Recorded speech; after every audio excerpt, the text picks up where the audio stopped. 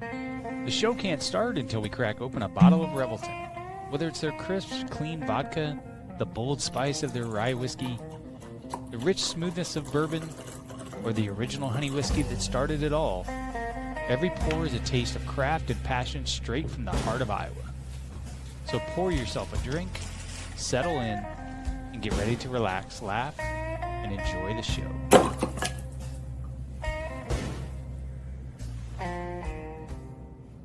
Hey, it's Andrew Downs. I'm proud to support Three Beards Media, and I would love to work with you. If you need merchandise for your company, organization, band, softball team, whatever, I can help. From name brand apparel to promotional items, large orders or small, online stores, and more, I can help your brand stand out. AKC Marketing is local, based in Johnston, and we are an employee-owned business, so our costs are low and our turnaround times are fast. But most importantly, we give you personal service to make sure you get exactly what you're looking for. Email me at andrew@akcmarketing.com or find me on social media, and let's make some cool stuff together. Now sit back and enjoy this Three Beards Media podcast.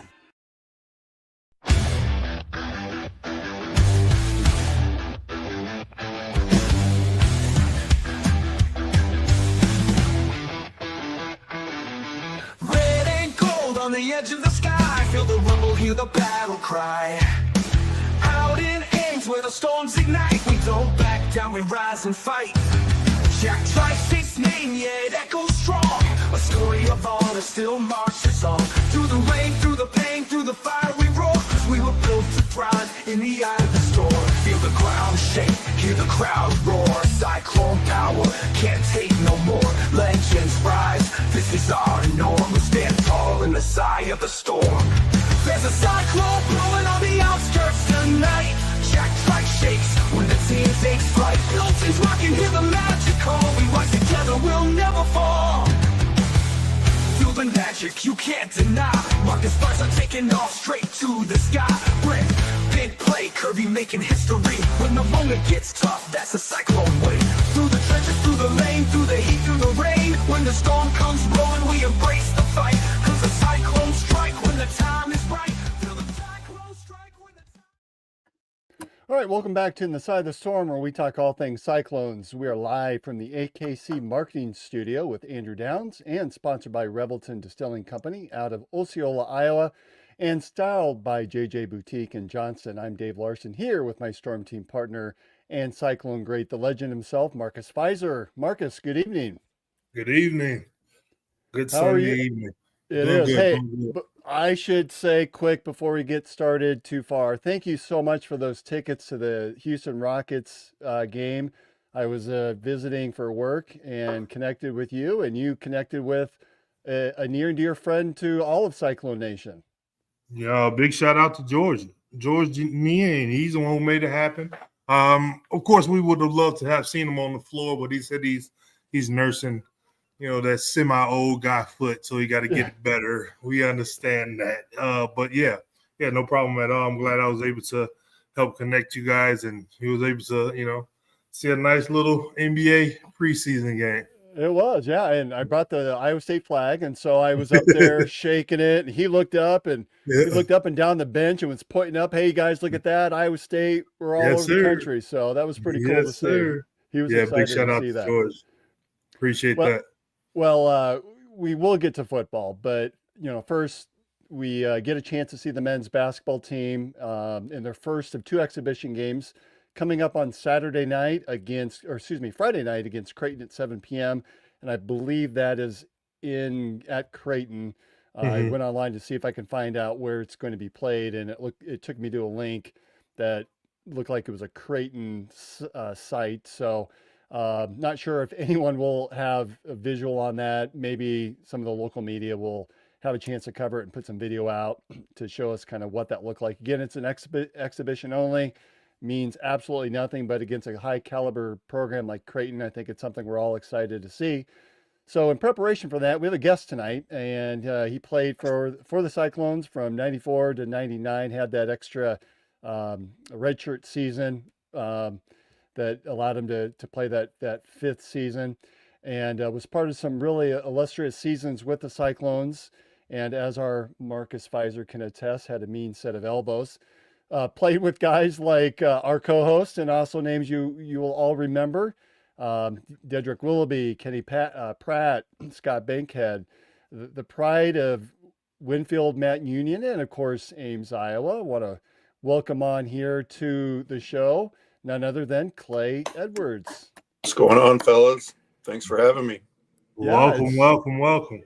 we are so glad to have you with us, Klay. So tell us, just before the show, you and I were chatting just a little bit. Want to get caught up, and can you let us know what you've been doing since you left Iowa State and Ames? Yeah, I'm back down in Southeast Iowa, living in Winfield. I work at a bank here in town. Raised 4 kids. I only got one left in high school now. He's a senior. And then spend my time coaching high school football and basketball. Wow, living the dream. And your sons are all athletes, correct? Yeah. So my oldest son plays football at Army. He did prep school last year, so he's a freshman, a plebe this year. And then my middle son is playing basketball at Western Illinois. That's awesome. Yep. That is awesome. So you obviously played with Mr. Pfizer, and Marcus has told several stories throughout the years that we've been on this show that, those early years, it was a learning opportunity for him, that he came in highly touted as a McDonald's All-American, but it was guys like you that showed him how to be a professional. Yeah. I'm sure it was probably coming in a little more physical than what he was used to, but we got a sneak peek at them. They had that huge, Marcus, I think it was your group that had that huge, like all-star high school all-star game that was in Ames, and because your class was gigantic that came in. So right away we could see, how talented he was coming in, and, us old guys, all the main guys, graduated, they were leaving. So it was a fight for every single spot. So, we weren't going to give anything away easy. So we had to fight and battle for our spots there. And it was competition every single day. That big guy group that we had back then, it was legit like that. There was some big bodies in there, and everybody loved to bang. Yep. Name off, if you can, go back in the time back machine. Who are some of those players that made up those early seasons, and then kind of bridge between you came in what, 94? So I actually came in as a true freshman. The year I redshirted was when Lauren and Fred and Hurl, Sean Jackson, James Hamilton, all those guys were there. So I was in Johnny's last recruiting class. Didn't get a chance to play for him, but I was in there. And then, once all those guys graduated and Coach Floyd brought in Cato, Pratt, Willoughby, Bankhead, JC was, a holdover. And then, so I had 2 years with those guys, and then Marcus's group came in, and we went through a lot of guys those final 2 years, but so I had a lot of teammates. We counted it up one time. It was just a ridiculous number. Yeah, Brad Johnson was there too. Yeah, Brad Mendenhall. Paris and Lee were, battling at guard there. And I think there were some talented guys, and there were some guys that didn't make it on campus that probably would have been Gerard Henderson, and a couple more Belifia, and Parks never actually got to play in Ames, but he was a dog. He would have locked people up. There were some dudes that we thought were with us too that just didn't pan out. Well, and you're what, redshirt freshman, redshirt sophomore seasons. Those were 2 NCAA tournament teams, right? Right. Yep. So, the year I redshirted, we made NCAA tournament. I think we beat Florida. I was obviously in street clothes on the bench, but we beat Florida down in Tallahassee. I think they were defending national champs, and then we lost to Carolina. Rasheed Wallace, Stackhouse, that group. And then, the next year, I think we were probably picked dead last. I remember Jason Whitlock called us a bunch of vagabonds and just cast-offs and everything like that. So first Big 8 game, we went to K-State, and I think we just got absolutely trounced, and then found something after that and got really competitive, and made tournament. It was a good run. And not just made the tournament, that was the season that the Cyclones won the big, was it still the Big 8? The final Big 8, Yep. the last Big 8 Okay. tournament, yeah. So forever Big 8 champs, right? That's right. That's something. Yeah. Cannot take that away from your team. No, So, and that team was what, 24-9, and in conference was pretty, I think I wrote down 9-5, but 9-5, ultimately you walked away with the Big 12 tournament championship and yep. parlayed that into the NCAA tournament where looks like you beat Cal, but then lost to Utah. Utah, yeah. And that Utah team was loaded, Andre Miller, Keith Van Horn, He's got horn. Yep.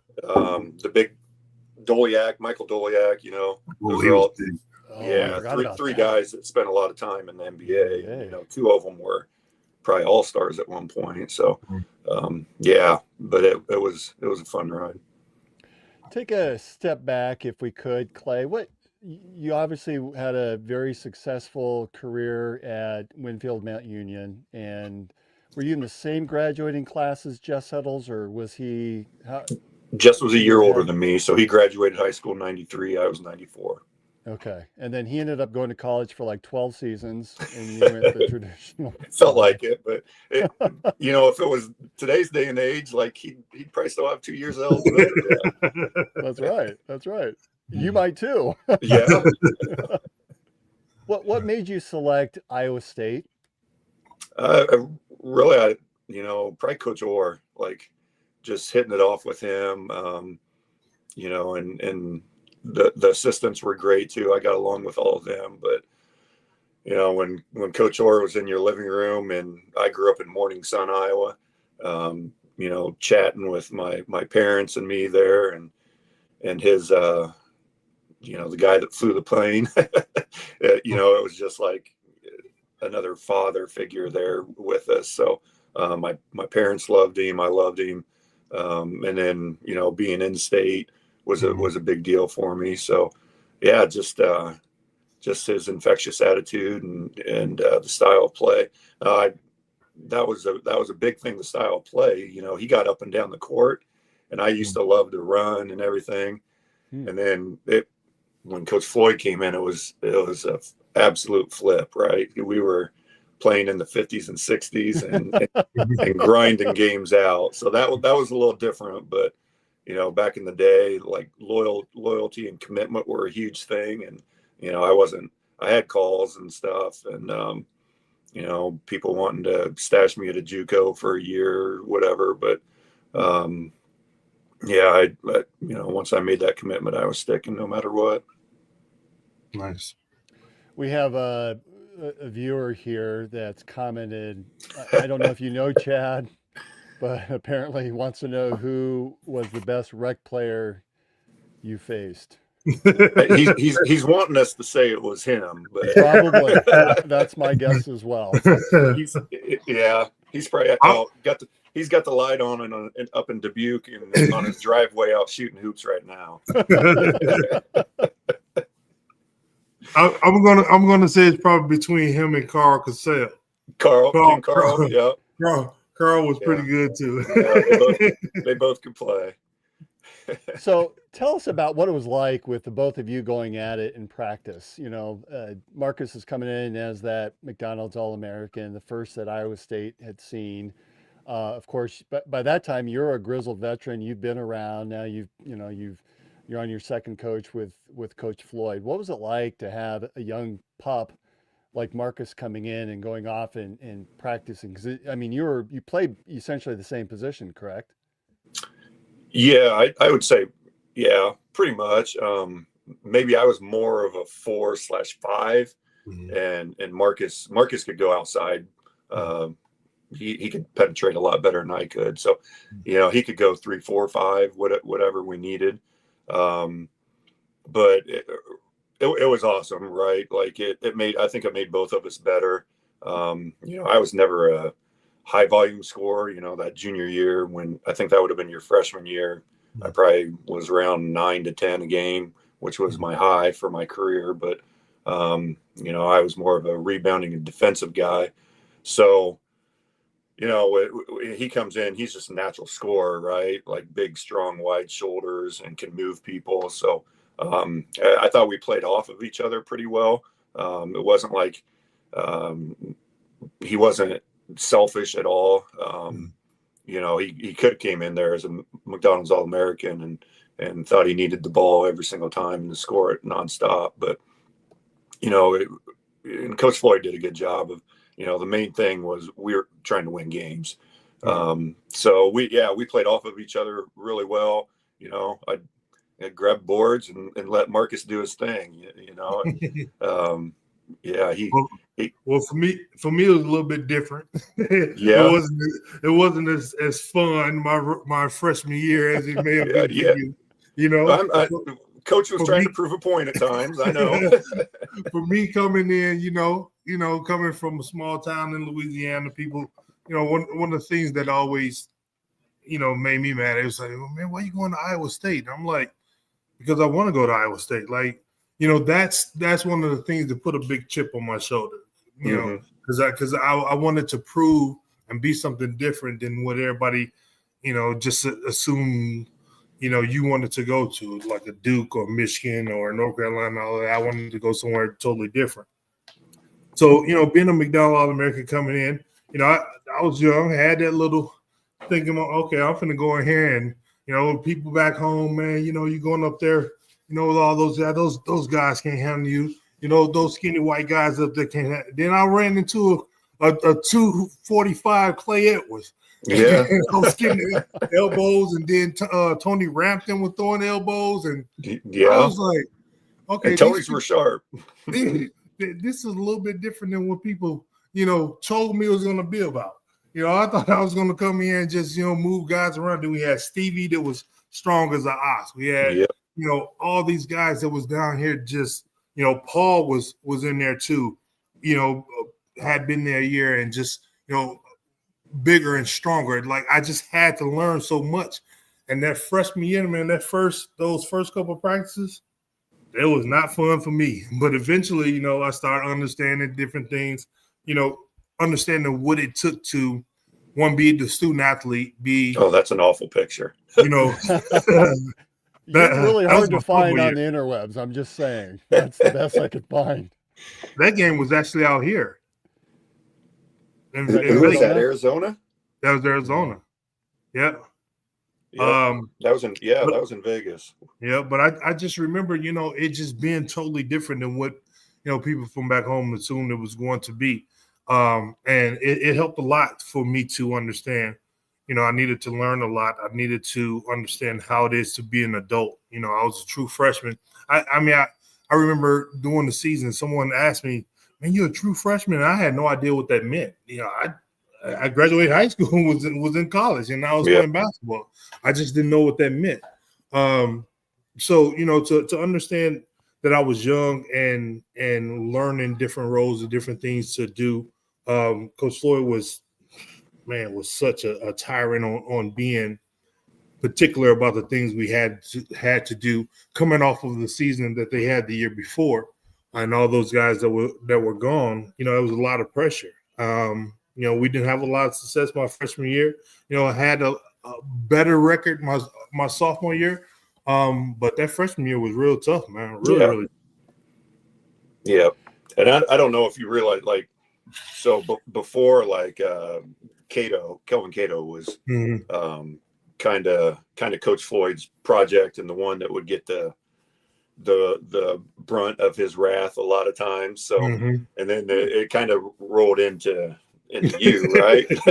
Directly into me. So he had a relationship with my parents. He had the connection from Louisiana and all of that. It was a couple of times I was thinking, man, this is not the guy that recruited me. Not at all. That's usually the way it goes, but right.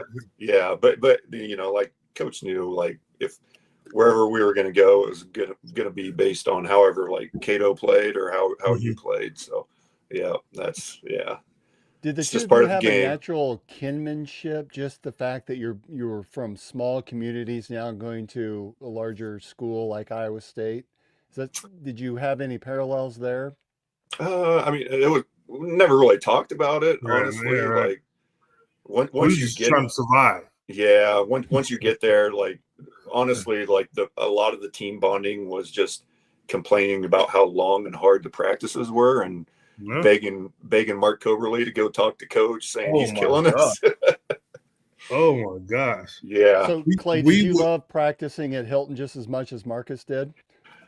No. nobody They were, loved man, I'll practicing at tell you what, Hilton. they were brutal. And then once you get into winter break and Mm, go to it used to be called the PEB, I think it's Forker now. Yeah. You spend like 3 or 4 hours in there just mhm. literally getting beat up the whole time. And it's like it's a lot of mental toughness that you have to go through to make it through. Not just I grew up a wrestler in Morning Sun, Iowa, so they always talk about how tough, like mentally tough wrestlers are. And I had never had a wrestling practice near as tough as one of Coach Floyd's 3 to 4 hour marathons. Yeah, they I were they don't were think those are even allowed. I mean, I'm they sure that you aren't can have as anymore. No, practice as many as long as no. you want, but you're limited on total number of hours, correct? Yeah, I don't think they were allowed then.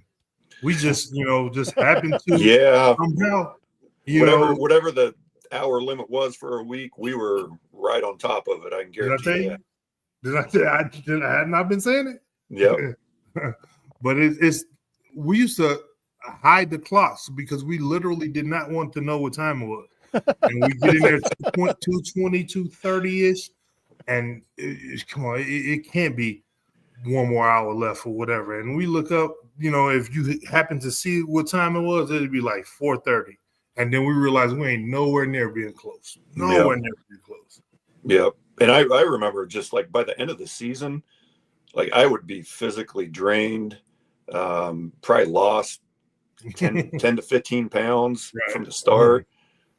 So I've actually, like in my coaching career, I've carried that over, and we never go 2 hours. Like I want my kids fresh and feeling like they can run and jump all the time. Right. Not like it's a battle to get to the gym. Right. Well, and that was one of my questions, Clay. What are some of the things that you've learned by going to Iowa State that you've been able to translate over to your career as a coach? Yeah, well, I mean, Coach Floyd's defensive system I've kept throughout the years.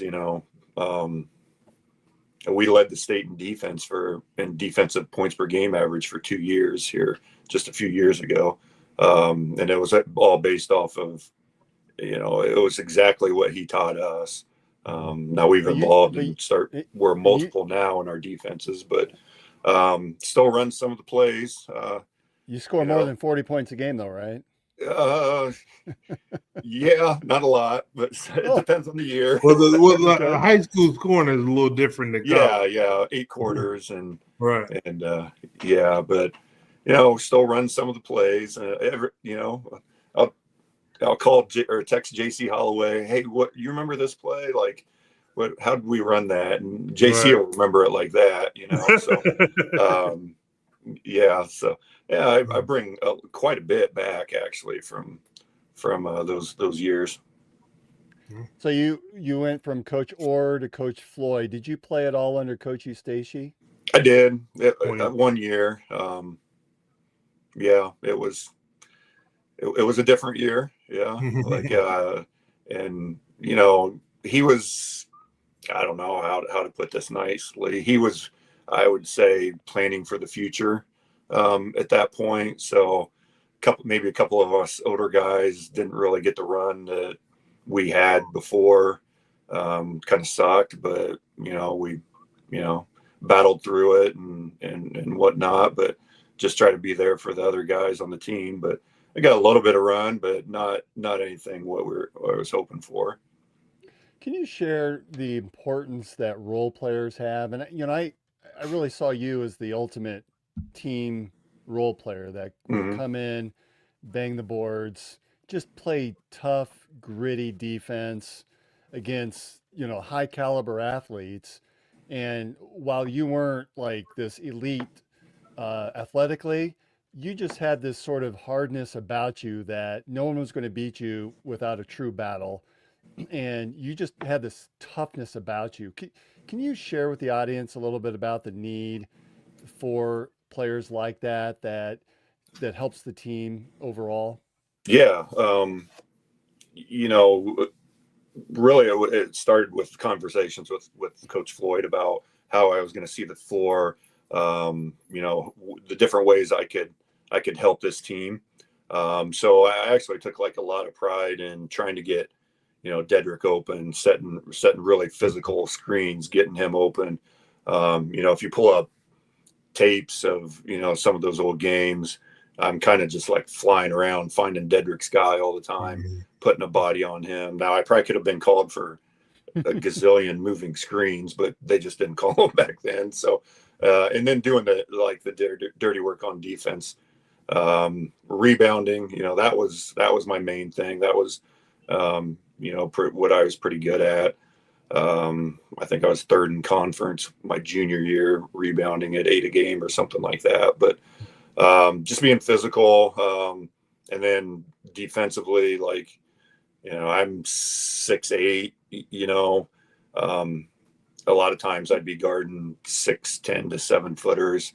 But it was all about outworking them, moving your feet and positioning. And then once you were body to body, fighting them. So just not making anything easy. And, really, like, those first couple of years, we only played 6 guys for the most part. Once Stevie got comfortable, maybe 7.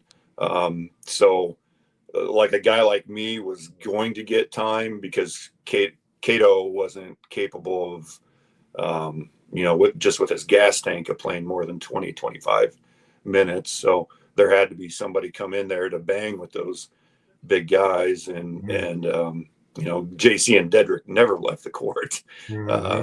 So yeah, like just somebody that come in, spot minutes, and really you don't see production fall off. You might not get as many buckets, but maybe defensively and rebounding goes up a notch, and then just provide energy and being a good teammate to the other guys. It can, definitely flip a game quick, or continue on a good roll. Not sure if you saw earlier in the week, but Coach Stacy visited one of the men's practices and spent a day with the guys. But do you follow much of this year's team, and do you see any similarities? In specifically, like, I think of a lot of guys on TJ's teams, he gets them to buy in with a specific role.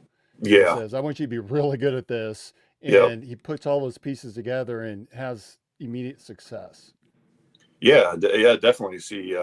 Especially in the big man group, you could say Mark Jefferson's kind of like Marcus, right? Like, you can back people down, big, strong body, can shoot at some, and then you got and then you got all these other guys that are big physical rebounders. Will throw it down from the dunker spot. I don't know, like, if any of the new big guys can step out to 3. We definitely couldn't back in our day, but yeah, it actually looks a lot like our team back in the day. And then I'm excited to see some of these freshman guards. I've heard really good things about them. We know what Taman can do, and Nate and those guys. So, but if we can get something from some of those freshman guards, it'll be really exciting. Yeah. Well, I think we get that opportunity with these exhibition games because it looks like Taman will likely not play, which is probably a good thing, because then you do get to see like Killian Torrey play and Bateman play early against high caliber. It's not like they're playing what were those traveling teams that used to play in the 90s? Oh, the Marathon Oil. Marathon Oil. Yeah. Not saying that they were a bad they were group, terrible. But Yeah. I mean, hey, I had to bang with Paul Mokeski. You remember that name? I do. So now we get, they get that opportunity to go up against top programs in the country. And we're not, we're talking top 5, top 10 between Creighton and Northwestern. So Yeah. it'll be a good early test without Taman having to come in and spell them, and they get a chance to show their stuff. Yeah, definitely. Two great programs there. So I wish we could like see it and, get a box score and all that good stuff about how it went down. I heard some rumblings about how Iowa's went with St. Louis today, but yeah, those are all, huge opportunities for those young guys to get better and see where they really are. Well, Klay, it's been a joy to have you on. We're going to go to a commercial break, but we told you we'd keep you to 30 minutes. So we appreciate your time and reminiscing with Marcus here about the good old days back in the mid-90s. Yeah, Yes, I appreciate it. Yeah. I was late 90s. Late 90s, yeah. I feel like I was like the whole era of the 90s. Good seeing you, Marcus, brother. we got to Appreciate get you together coming on. sometime again, brother. Yeah, absolutely. You got my number. Hit me anytime, man. Yep, definitely. All right, thanks. Appreciate it, We'll guys. we'll hear a word from our sponsor, and we'll come back on the other side with Marcus. Making great tasting bourbon requires the perfect combination of ingredients, conditions, and time. The longer it rests, the better it tastes. Revelton Distillery's new single barrel bourbon is made from 80% corn, sourced 100% from Iowa farmers. And unlike mass-produced bourbons, each barrel of Revelton's single barrel bourbon is unique, proofed on when it tastes best. As they like to say, it'll be ready when it's ready. And to ensure the highest standards of quality and flavor, owners Rob and Christy Taylor oversee the production and bottling. Every single barrel. Iowa born, Iowa aged, Iowa bottled. Try the new single barrel bourbon from Iowa's own Revelton Distillery. ReveltonDistillery.com.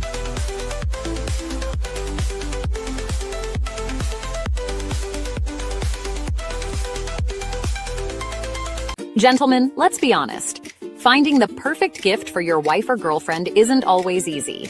You want something thoughtful, stylish, and unique. And that's exactly what you'll find at Styled by JJ Boutique. Julia Bradshaw and her team strive to be your go-to boutique for casual, boho, and chic clothing and accessories, helping women elevate their style one piece at a time. Located right here in Johnston, Iowa, Styled by JJ brings trendy, high-quality fashion that boosts confidence without breaking the bank. So, if you're looking for a gift that says, I get you, instead of I tried, head to Styled by JJ Boutique. Because nothing makes her smile like feeling beautiful. Styled by JJ Boutique, where style meets confidence. Visit our Johnston location or shop online at styledbyjjboutique.com.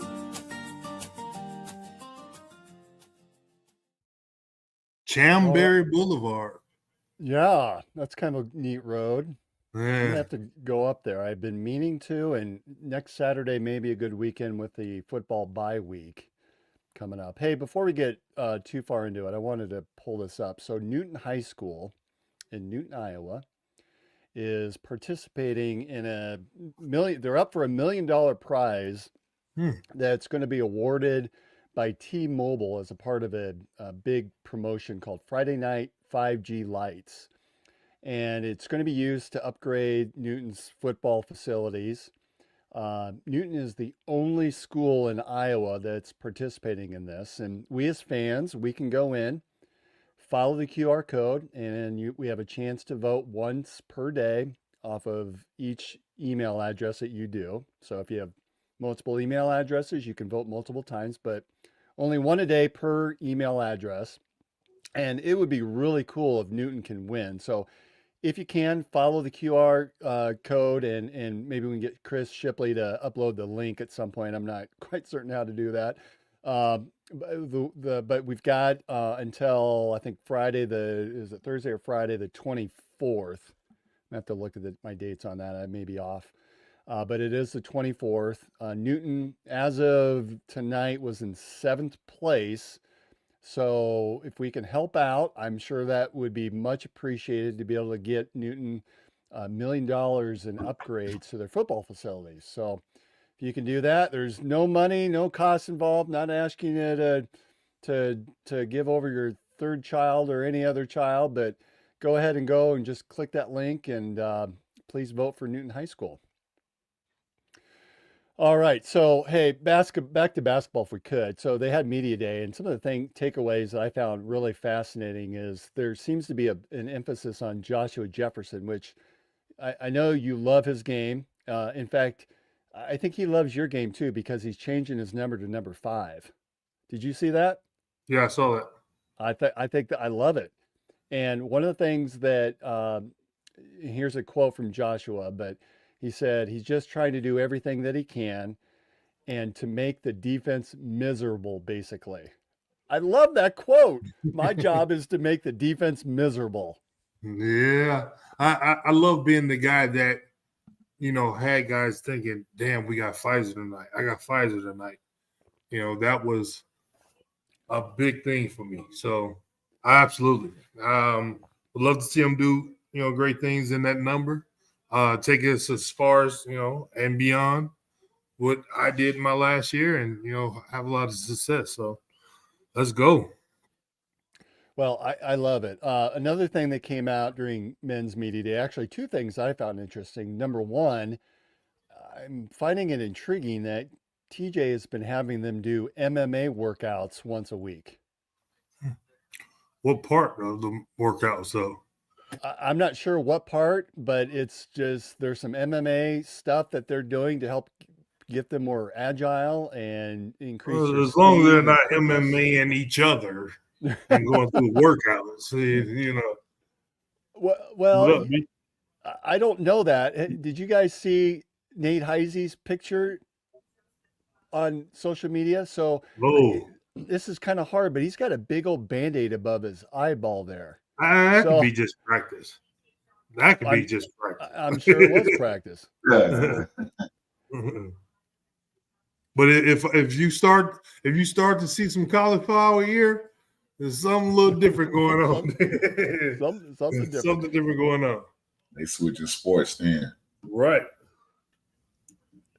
And then the other item that I found somewhat interesting is that I'm not sure if it's a practice or what it was, but TJ either had a printout or posted it up on a board, and he said, "Here's how much everybody on the team is making."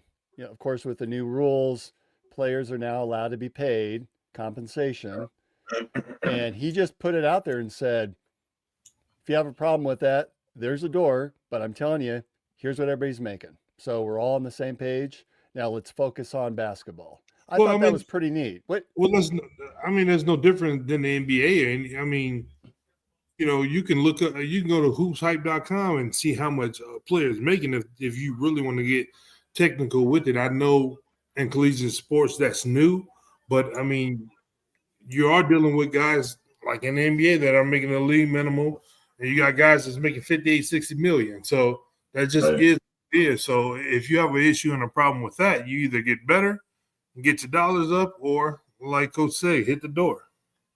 That's it. Brent, are they doing that on the football side, or have you seen that or heard anything about KU doing something similar? In a way, I guess it's a new reality, so we probably should be getting used to it. And I suppose there's really nothing to hide, right? Right. Yeah, it's really not. I mean, obviously the kids talk amongst themselves. I don't know if they're, they got like a list of all the guys, because I think paying, 60, 70 guys is a whole lot different than paying, 15, 20. So this is a whole lot shorter, you know what I mean? But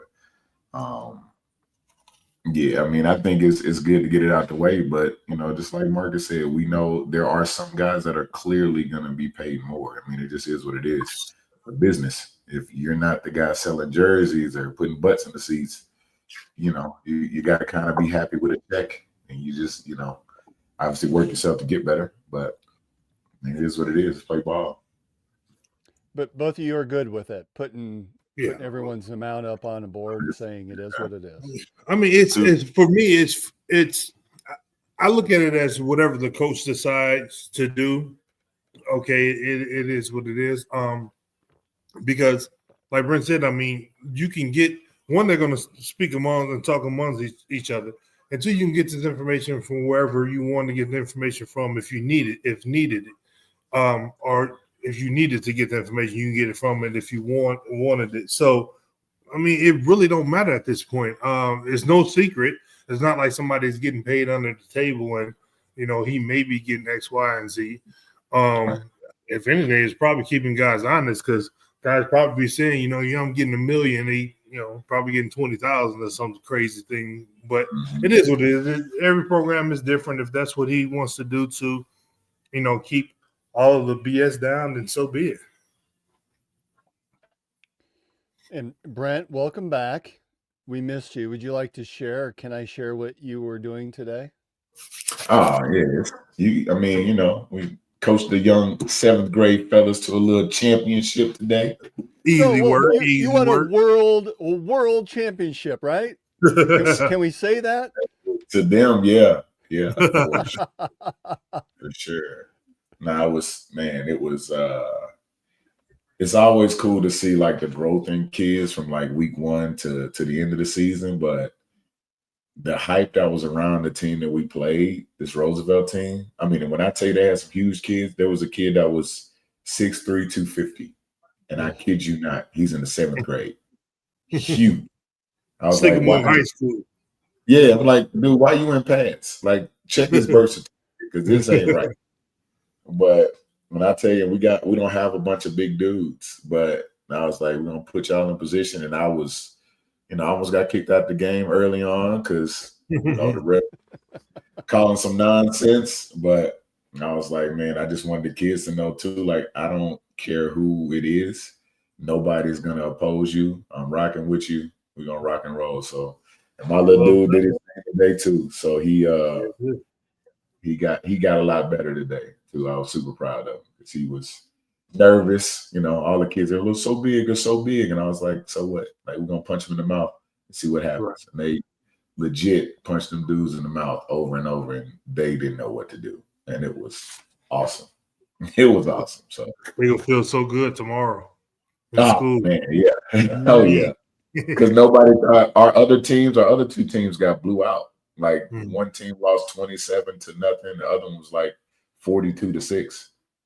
And we beat them 7-6. This team averages 38 points a game. Nice. They scored right at the end of the game, and so big stop with 2-point on the 2-point conversion to win the ball game. So it was dope. Defense wins championship, baby. That's it. World champs. Congratulations. That's really cool. Man, yeah, appreciate it. I guess we're at that point. Put your salary up on the wall. Right. Yeah. Big old goose egg. Time, baby. You have the exact same, right? I thought you might have your trophy with you. Oh no, that's we had to give that away real quick. Take your pictures, keep it moving, man. But all good, man. Wouldn't trade it for nothing. It was good. It was dope for the kids. So now you move into what's the next part of the season now that you've won the title? Are you now 7-7 or in travel? What's your schedule? We're doing so we got All-Stars coming up. So the kids will play their All-Star game. So we got like 2 weeks of practice, and then there's like this I want to say like a round robin tournament, but they'll play like 3 games in 2 days. So we got 2 weeks of practice, and then they'll play like 3 games in 2 days, man, and that'll be it for me until maybe the spring or so. I can't imagine playing 2 games in 3 days like football. That's it's to be 7th grader, I guess. Sure. Yeah, I mean, we have a bigger team now because when we played, our teams can be over like 20, 22 kids, so it's pretty much like 11 on each side. Now we get like a bigger roster, so we'll be able to, kind of move them around a little bit. But I'm about winning, so everybody's going to be playing. Well, at least someone's won a championship. This was a horrible weekend for football if you're a Cowboys fan and a Cyclone fan. So I feel like a broken record. Where do we go from here? That was a bad loss to Colorado. And I looked at some of the statistics. The numbers don't really show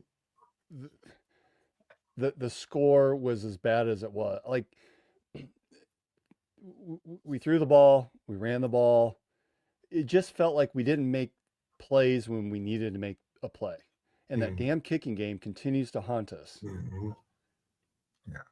I mean, it's that the injuries, man. I don't know what it is, and they are kind of continuing to plague us a little bit. But I think I was listening to something Matt Campbell said, and he was just talking about the details and how, like on the back end, it's very rare that you see that many mistakes from the guys. Like the guys are being left open.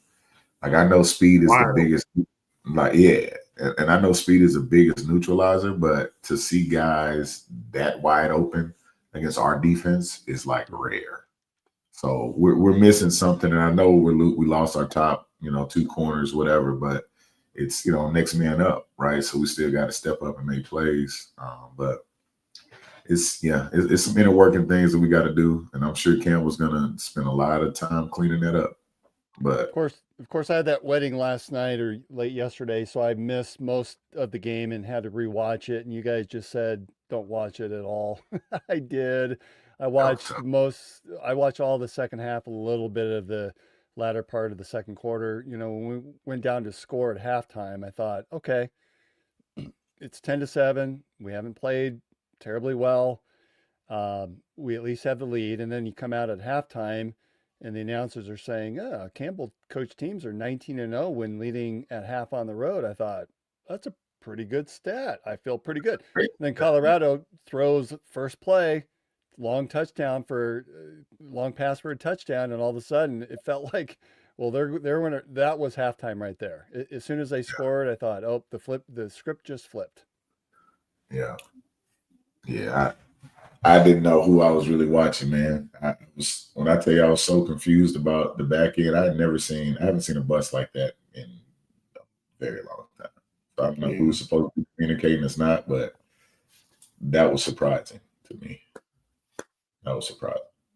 And I have a question. Where are the tight ends at? That coming into the season, that was our strength, right? That it felt like we could match up 2, 3, even 4 tight ends at any time and just create mismatches across the field.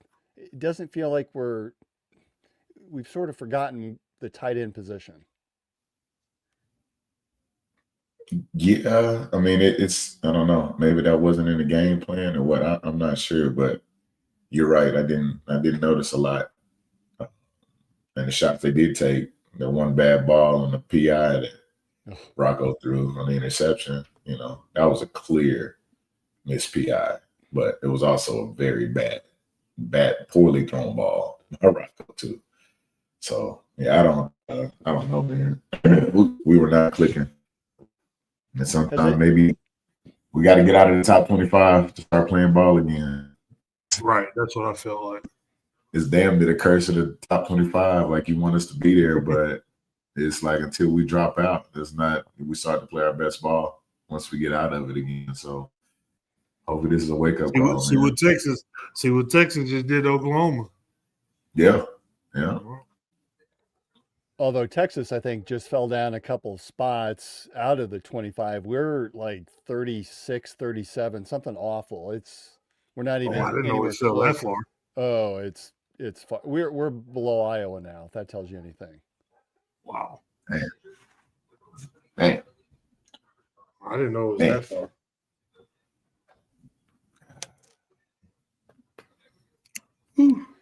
So after the game, let me go back first. Have we heard anything from the Big 12 or referees at all to explain why that flag was picked up? That was a pretty consequential pickup at that point in the game, because at least if they do call it, which I can see why they wouldn't, because it was such a poorly thrown ball. There was no way. If he hadn't been, if he was all by himself, he's not getting to that ball. It's still going to be an interception. And maybe that's how the referee saw it. I wish we had more of an explanation behind that. Yeah, for sure. I mean, do they, even if the player is not there and gets the interception and the infraction occurs, do they still like throw the flag because it occurred? I mean, say that the player wasn't there for the interception and the ball was in the vicinity and the foul happened. Do you throw the flag or do you not throw the flag? That's my thing. The fact that it was picked off, we don't know where the ball was going. We can say whatever, but having the interception occur and you picking up the flag, which would have gave us a reset of downs, and as close as we were, it was inevitable we were going to get some points off of that, but we got nothing. Well, and the thing is that you will see flags thrown when the ball is intended towards one half of the field and the PI occurred on the other half. So clearly in those cases, they'll still call it and it's pass interference and you keep the ball.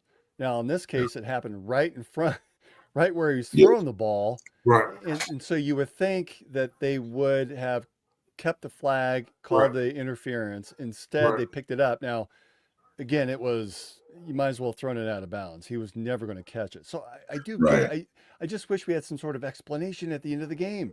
And it seems like every time this happens, it happens to Iowa State.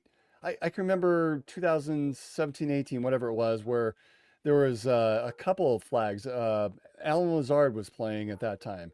I think Hakeem Butler was playing, and there were flags thrown in that game that got picked up against Kansas State that would have resulted in us progressing down the field and scoring. So it seems like it happens to Iowa State every year, and it gets frustrating. I just wish that we had some sort of explanation by the league, by the officials at the end of the game. Well, you can't explain that when it looks that bad. So I guess the best thing is to stay away and don't say anything. Yeah. Well, Coach Campbell was saying it. I think we all saw him on the sidelines. He would not shut up about it, and I don't blame him.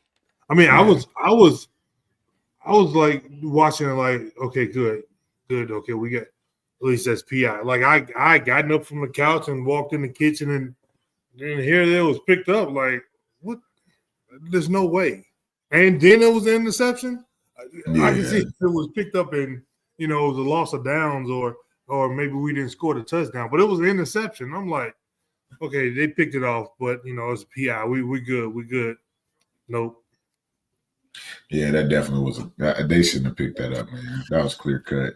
And shit, I wish they could throw a flag for it for a review. Just to make sure they caught that. That was a clear cut PI, man. You can't wrap the guy up. I don't care if the ball is thrown short. It's a PI. Like you said, if it happened across the field, same thing. You're impeding his progress. What's the difference? One thing I don't like it being certain things that you can challenge. If I got a challenge as well, let me challenge everything. If I think a wasp flew and knocked the ball down, and let me challenge whatever it is that I want to challenge. Because I mean, what's the reason I got this challenge flag for then? If you're not going to only let me challenge certain things, I mean, you go to the booth and you stay in the booth for 7 to 8 minutes anyway. So what's the difference? They don't never come out of that booth, in ample time. It doesn't matter what it is. Mm-hmm. Again, I just wish that they would explain after the fact. I mean, even if it's after the game, whether it's a press conference or I just wish we had some sort of explanation from the league. And maybe they'll issue something tomorrow. Who knows? And then Rocco after the game, I don't know if you saw his post game, but really emotional. I mean, he's really taken this one on his shoulders. And I think Coach Campbell pointed fingers at himself as well, not having the team ready. I look at the statistics and I think they should have won this game. They just did not make the plays when they needed to. Yeah. It was a high like anticipated game for Colorado. The atmosphere is, of course, it's crazy buzz behind it. Coach Sanders just had surgery and was at practice the next day, that coaching that game. So it was one of those dangerous, perfect storms for them. But I think the biggest thing for me is, like, I didn't know that we were that depleted injury-wise, and that takes a toll. We've talked about the kicking game. I mean, even they said what the kicker that we have now is a walk-on, and he got injured. Like, it is so much, and like man, you don't think about how big it is, but like we have really gotten to the point like the NFL to where okay, we're close. If we can't move it, at least we're gonna get 3 points out of this. We can get a stop, and if we can't move it again and get close enough, now we got 6. That's almost that's a touchdown and points. So we're stacking points. We haven't been able to stack those 3, 6, 9 here and there, and that's pretty much the difference. I mean, we lost by 8 in Cincinnati, and lost the other night. So the games are a lot closer than what we're normally used to it being, but we're not able to put the points on the board we used to. Well, if a team has ever needed a bye week, it's this team and it's this week. I mean, here's an opportunity to sort of do a reset defensively. We talked last week. I was hoping that we would see a drastic improvement defensively between week 1 and week 2 of this new look defense with all the new guys coming in and out. But now it just feels like there's a potential. I hate to say it, but there's a potential for this season to go into a tailspin real quick if we don't get things fixed. Now, of all the coaches, I don't think that'll happen because I think Coach Campbell, the coaching staff, and these players have tremendous amount of resiliency. But it is something that is a cause for concern that, we've got to come out. We've got 2 home games back to back against 2 teams that last year tied with us for the league. It was us in Arizona that played in the Big 12 championship game, but it was BYU that was there. It was Colorado that was there. We've already gone to Colorado and have lost. Now we play BYU at home. Then we follow that up with a game at home against Arizona State. Like these are really important games that we have coming up these next 2 weeks following the bye. Yeah. Yeah, man, you get it on the head. We gotta hope we come back a little bit healthier than before. But I don't know the status on any of these guys either. I think that's our 2 cornerbacks tore the ACLs, didn't they? Oh, so they're definitely done. Yeah, Cooper and Jontez Williams are both out, and hopefully, knock on wood, Kyle Conradi can make a return back. We shouldn't be going for it all the time on 4th down when we have an opportunity to kick a field goal. But coaches feel like that's the best option. That's the best option. Now, that's the only option. The 310-pound offensive lineman, he did a nice job on his kickoff. He did. He did. That was a nice kick. He did. Yeah, I just feel like one of these small town Iowa kids has to have a little bit of kicking experience, man. We can kind of hopefully lean on a little bit. That was the walk on before him, man. He got injured. He got injured. Like, come on now. Man. Right, that was Chase Smith. Now, I think he was still able to come in and kick extra points, but I don't think he did. Yeah, he did something to his foot and they didn't want to make him kick. But it makes a big difference when you can come out and kick a 63-yard or 55-yard field goal from basically midfield versus having to go for it all the time. It just, at least you get points up on the board.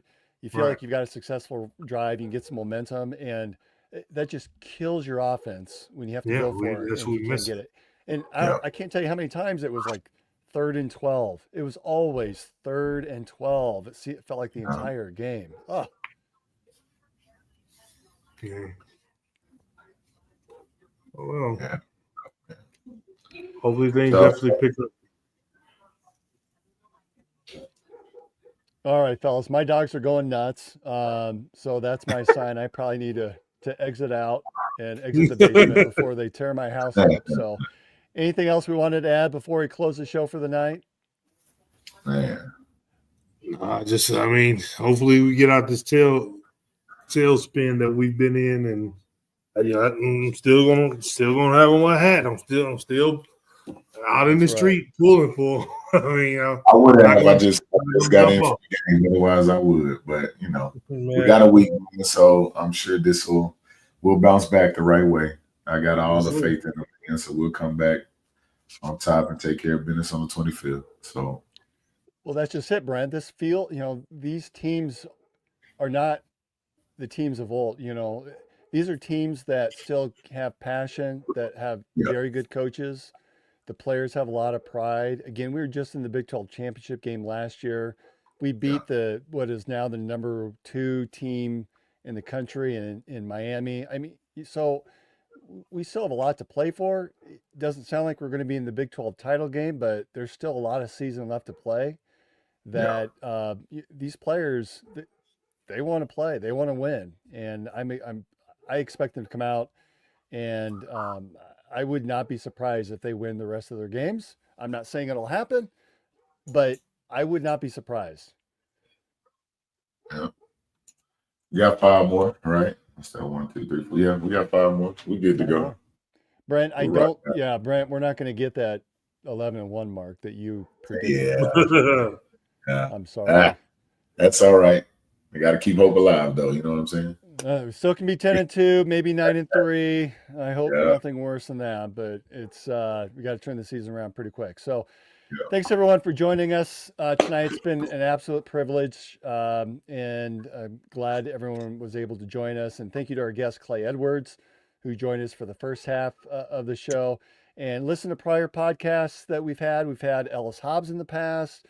2 weeks ago, we had Marcel Howard. So we got a little basketball tonight. We've had a couple of football. Of course, we've got the exhibition game coming up on Friday. So be on the lookout on the social media about if there's going to be an opportunity for us as fans to watch it. And certainly, I'm sure there will be some highlight tape out there that some of the media will get a hold of. We'll have a chance to digest and enjoy as well. So again, remember our sponsors who without them, there would be no us. So thank you to Revelton Distilling and Styled by JJ Boutique. And of course, our studio sponsor, Andrew Downs and AKC Marketing. So thanks for joining us. We'll see you next time. Go Cyclone. Baby.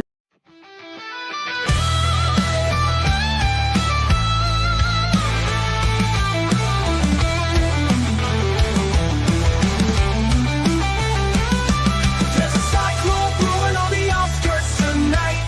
Jack Tribe shakes when the team takes flight. Hilton's rocking, hear the magic call. We rise together, we'll never fall. There's a cyclone brewing on the outskirts tonight. Jack Tribe shakes when the team takes flight. Hilton's rocking, hear the magic call. We rise together, we'll never fall. CYCLONES, Cyclone Nation, we're the best.